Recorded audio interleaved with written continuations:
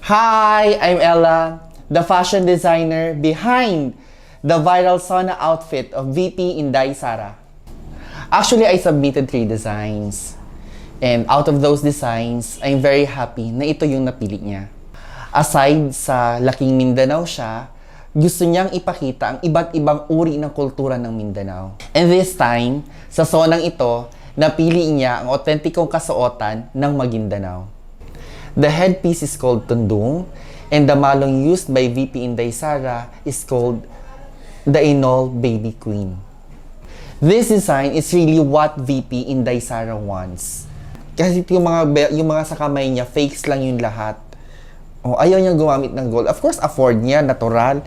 Pero ayaw niyang gumamit. So, fake lang yun. Galing lang yun lahat sa Soper.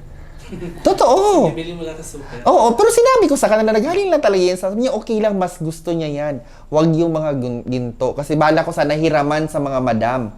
Eh, magpahiraman talaga sila. Oo, mga ganyan. Kaya yun na sila ang marami. Kaya lang ayaw ni VP. Gusto niya ng mga fake lang. Ganon. Kasi sabi niya, pag may magsabi dito na ginto ito, ibigay ko na sa kanya.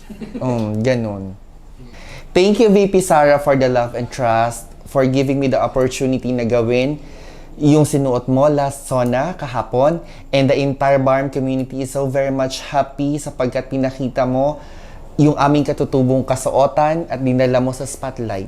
Maraming salamat.